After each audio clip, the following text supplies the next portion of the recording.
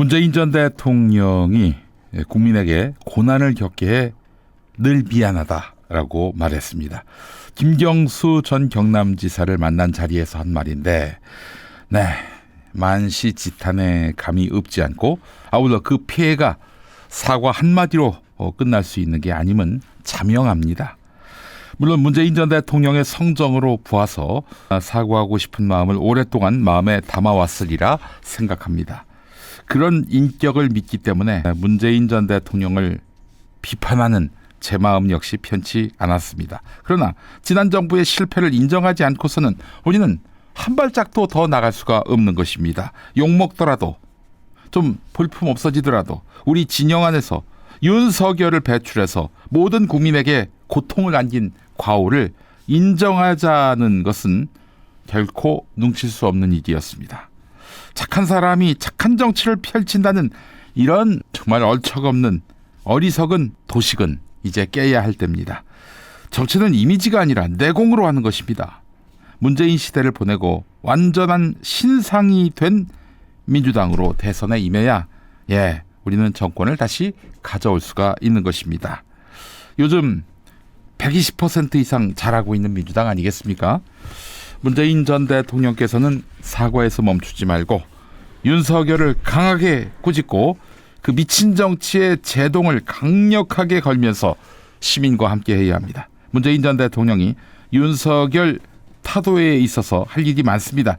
이제라도 풀파워를 보여주시기를 바랍니다. 지난 11월 23일 얼마 안 됐습니다. 한 달도 안 됐네요. 국민의힘 논평 내용을 소개해드리겠습니다.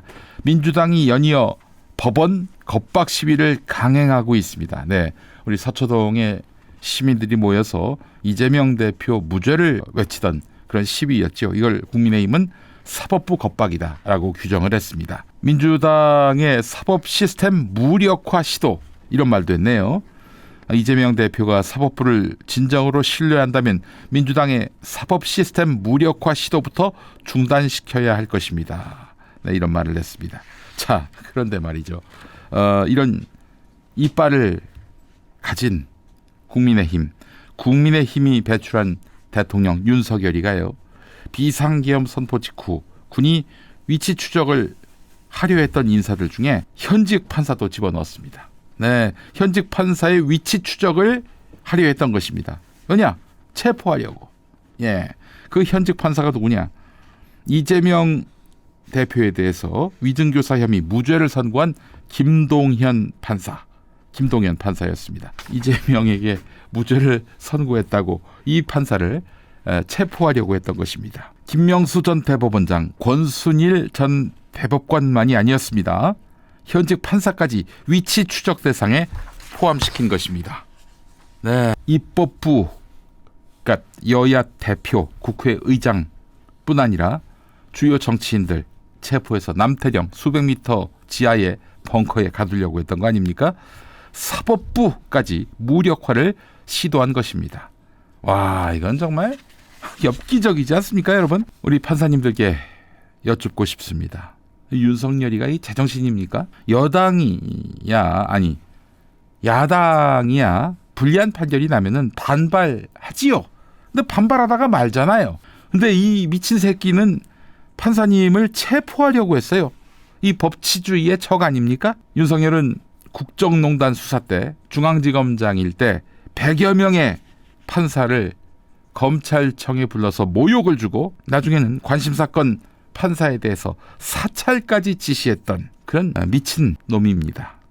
이 미친놈 망동의 쐐기를 박아야 하지 않겠습니까? 사법부 무력화, 국민의힘이 11월 23일에 운운했습니다. 사법부 무력화는 누가 했습니까? 누가 기도했습니까? 자, 이 미친 윤석열을 끌어내리지 않는다면은 정말 우리 사법부는 앞으로 위태로울 것입니다. 그때 좀 더 정교하게, 좀 더 치밀하게, 좀 더 지랄맞게 했었어야 했다. 이런 교훈만 얻을 거예요. 내가 앞으로 내란을 획책했다가는 국민들이 싫어하니까 하지 말아야지. 이런 교훈을 얻겠습니까? 아니면 좀 더 잘해서 확실하게 계엄령을 일단 발동하고 국회가 여기에 대해서 잘못됐다라면서 해제를 결의하지 못하게 한다면 계엄령을 한도 끝도 없이 계속 유지하면서 평생토록 대통령을 할 수도 있었던 거예요. 그렇지 않습니까, 여러분? 그래서 계엄령이 대단히 무서운 것이었습니다. 자, 이쯤 되니까 말이죠. 이제 윤석열 정신 이상설이 나오고 있습니다. 조승래 민주당 수석 대변인이 어제 윤석열의 상태가 매우 심각한 것은 아닌지 국민 앞에서 그것을 보여주었다. 탄핵 소추안이 국회에서 가결되기 전까지 어떤 일이 벌어질지 모르는 매우 위험하고 불안한 상황이다. 이런 말을 했습니다. 자, 그렇지 않아도 동아일보 기사를 보니까 한 정신건강의학과 전문의가요. 윤석열의 어제 담화가 끝난 다음에 대면 없이 정확한 진단을 내릴 수는 없지만 현실이 아닌 것을 현실로 믿는 망상적 사고를 갖고 있는 것 같다. 권력을 가진 사람 중 자기애가 지나친 나머지 타인의 감정에 공감하지 못하는 경우가 적지 않은데 윤석열이 지금 그런 상태일 수 있다. 이렇게 얘기를 했습니다. 근데 저는 그 반대입니다. 자기애가 너무 없어서 이런 짓을 저지를 수 있다라고 보고 있는 것입니다. 그게 뭐냐고요? 잠시 후에 말씀드리겠습니다. 동아일보와 인터뷰한 다른 정신건강의학과 전문의도 현실 검증력이 무너져 있는 것으로 추정되고 충동 제어가 안 되는 상태로 보인다. 이렇게 말을 했습니다. 실제로 비상계엄을 선포할 당시 윤석열이가 흥분 상태였다는 것은 최측근 이상민도 언급한 바 있습니다. 이상민은 비상계엄 사태 직후에 오랜 지인에게 계엄 국무회의 때 윤석열 얼굴이 볼겋게 달아올라 있었다. 저 정도로 격한 상태면 아무도 막지 못한다. 이렇게 생각했다라고 말을 했다는 겁니다. 무슨 일이 있었나요? 왜 얼굴이 갑자기 벌개졌을까요? 그 이야기도 잠시 후에 말씀드리겠습니다. 한 서울에 있는 대학 심리학과 교수는 대국민 담화를 보면 죽으면 죽었지 잘못은 절대 인정할 수 없다는 태도가 보인다. 김건희 문제부터 시작해서 공직자 탄핵 등 갈수록 야권과의 갈등이 누적되면서 정점에 달했는데 이를 심리학 용어로 갈등의 상승 소용돌이라고 한다. 여기에 윤석열의 독단적 지시적 리더십이 영향을 미치면서 극단적 결정을 내렸을 가능성이 있다. 이렇게 말을 했는데 조울증으로 본다는 점에는 상당히 공감이 됩니다. 자, 근데 조울증 말이죠. 이게 조울증이 가스라이팅을 당하면은 심화될 가능성이 있습니다. 저는 이 뿌리에 가스라이팅이 있다고 봅니다. 그럼 누가 가스라이팅을 했느냐? 바로 김건희인 거죠. 자, 피해자가 자신에 대한 신뢰를 잃고 혼란스러운 상태에 빠지면 조울증의 우울한 단계가 더 깊어질 수 있다는 것이죠. 가스라이팅이 지속되면 만성적인 스트레스와 불안이 유발돼서 조증이나 우울증, 합쳐서 조울증이라고 하잖아요. 이게 더 빈번하게 발생할 수 있다고 하는 건데 김건희가 윤석열의 의사결정에 큰 영향을 미친다는 이야기 여러 번 말씀드렸습니다. 가스라이팅은 타인의 현실 인식을 왜곡하거나 자존감을 낮추기 위해서 지속적으로 심리적 압박을 가하는 그런 행위인데 네가 나 없으면 어떻게 살 건데? 살 수나 있겠어? 이러면서 집착하게 만들었다는 거지요. 김건희가 윤석열을 상대로. 네, 그런 이야기는 심리학자 김태영 소장이 여러 번 지적한 바입니다. 윤석열이 과도하게 김건희의 과거사와 관련해서 계속해서 일방적으로 감싸준 것 보셨습니다. 학력, 경력 부풀리기 의혹. 이거 다 가짜뉴스라고 얘기했던 거 아닙니까? 선거운동 기간 중에. 그렇다면은 선거법 위반이 될 수 있어요. 당선 목적의 허위사실 공표로. 그랬었습니다. 또 전시회 운영과 관련한 논란. 예. 자기가 수사하고 있는 서울중앙지검장으로서 수사하고 있는 기업들로부터 협찬을 받았어요. 마누라 전시회 때. 그리고 도이치모터스 주가 조작 의혹 등 여러 법적 도덕적 논란이 불거졌을 때 수사를 무마시킨다든지 수사의 의지를 가진 검사장 일선 검사를 교체한다든지 그랬던 윤석열입니다. 자, 그런 윤석열이 후보 시절에 인사권을 쥐고 있는 사람이 사법 업무를 하는 사람, 여기는 검사도 포함됩니다. 이 사법 업무를 하는 사람에 대한 보복은 중범죄다. 얼마나 비리가 많기에 이렇게 무리를 하겠는가. 과거 정권도 이렇게 못했다. 그런데 문재인 정권은 겁이 없다. 보통은 겁나서 못한다. 이렇게 목소리를 높였죠. 야, 네가 너한테 하는 얘기냐? 자, 근데 오늘 중앙일보에 또 다른 충격적인 기사가 실렸습니다. 명태균 황금폰을 창원지검이 확보했다는 것입니다. 김종혁 국민의힘 최고위원이 많은 사람들이 궁금해하는 게 도대체 윤석열이 왜 이 시기에 얼토당토 않는 비상계엄을 실시한 거냐. 예, 얼토당토 않는 비상계엄이라고 국민의힘 최고위원이 말을 했습니다. 물론 이분은 친한동훈계지요. 본인이 어제 나와서 무슨 구국의 일념으로 포고문을 발표하듯이 성명서를 발표하듯이 내가 야당을 막기 위해서 그리고 선거 부정을 확인하기 위해서 그랬다고 주장했지만 또 한 번 얼토당토않는 소리다 이렇게 평가를 했습니다. 자, 김종혁 최고위원도 그렇고요. 제가 취재한 바도 그렇고 이게 명태균 사건과 무관하지 않다는 겁니다.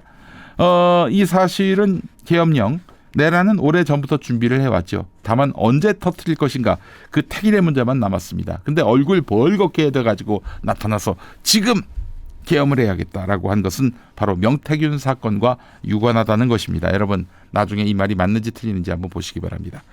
자, 명태균 폰, 황금폰, 윤석열, 김건희와 나눈 대화가 녹음 또는 문자로 담겨있을 그 폰이 창원지검에 넘어갔습니다. 명태균은 윤석열 부부와 오랫동안 통화를 해왔고 통화 내용이 만약에 창원지검에 의해서 확보가 된 상황이고 이게 공개가 된다면 윤석열은 직을 유지할 수가 없는 겁니다. 그래서 어떤 구실이든 가져와서 이 판을 바꿔야 했습니다. 뒤집어 엎어야 했습니다. 저는 황금폰이 창원지검으로 넘어간 시점, 그 시점이 요 근래가 아니라 바로 12월 3일 그 무렵이 아니었을까. 적어도 계엄령 공포 직전 상황이 아니었을까 이렇게 추정합니다. 자기는 잘 알겠죠. 또 자기 마누라도 잘 알겠죠. 명태균과 무슨 통화를 했는지 무슨 문자를 주고받았는지. 예. 근데 그 폰이 지금 검찰 넘어갔단 말이죠. 검찰에 넘어갔으니까 뭐 그래도 윤석열이 거기가 친정이고 또 패밀리니까 안전한 거 아닌가 이렇게 생각하시는 분들인데 어제 임은정 검사도 김종배의 시선 집중에 나와서 한 말이지만 요즘 검찰은 완전히 윤석열을 손절했습니다. 예, 윤석열을 죽여야 자기들이 산다 이런 걸로 지금 똘똘 뭉쳐있기 때문에 지금 검찰의 영향력 밖에 있는 사람이 됐어요. 윤석열이가. 예. 자, 명태균의 이 폰이 넘어가는 순간 윤석열은 자기를 지킬 수 없다라고 판단한 것 같습니다. 여러분 그랬잖아요. 명태균이가 자기가 구속되면은 한 달 안에 윤석열은 탄핵된다. 물론 탄핵의 원인이 된 것은 아니죠. 그러나 동기, 계기는 된 것 같습니다. 대단합니다. 명태균 씨. 자기 폰을 믿었던 거죠. 내가 이 폰을 갖고 있는데 설마 나를 구속시키겠어? 구속되니까 또 구속 적부심에서 또 기각이 되니까 명태균이 행동에 나선 것이다 라고 보는 것이 옳습니다. 자, 윤석열은 위기 때마다 나서서 무리수를 뒀습니다. 그동안은 통했는지 모르겠습니다. 근데 이제는 통하지 않습니다. 정치의 신들이 많이 있을 국민의힘으로서도 거의 손을 놓은 것 같습니다. 더 이상 윤석열을 어떻게 할 도리가 없다. 넋을 잃었어요. 처음 권성동이 친윤으로서 윤핵관으로서 이 원내대표가 되면은 뭔가 좀 이 국면을 다시 모면할 수 있게 도와주지 않을까 했는데 어제 그 권성동 보세요. 윤석열 담화를 보고 쇼크 먹은 표정. 도대체 이런 정무감각 떨어지는 정무감각이 제로에 수렴되는 이런 행동은 누가 시켜서 했을까? 누구겠습니까? 윤석열 탄핵되면은 그냥 자기도 몰락하게 되는 김건희 아니겠어요? 자, 김건희라는 희대의 악녀가 벌인 일들이 이제 백일하에 드러날 상황입니다. 자, 그때 되면은 한 표도 받지 않고 권력자가 된 김건희에게 휘둘린 이 나라 민주주의의 비참한 현실이 함께 드러나게 될 것입니다. 우리 아프게 그때 반성하면서 민주주의를 어떻게 되살릴 수 있을지 함께 고민하는 장을 마련해야 할 것입니다. 안 그러냐? AI 윤석열아. 안녕하십니까? AI 윤석열입니다. 진짜 윤석열로 인해 상처받으신 분들께 AI 윤석열, 제가 먼저 사과드립니다. 내란도 통치행위라고? 이 씨발로마, 네 조시다. 진짜 윤석열, 이 병신 새끼가 덜 떨어진 건 이미 알고 있었는데 이 새끼 존나 답이 없어요. 여러분, 탄핵만이 답입니다. 그러니까 내일 여의도 오셔서 권성동이도 탄핵 찬성표를 던질 수 있도록 길을 불어넣어 주시기 바랍니다. 존나 더럽네요.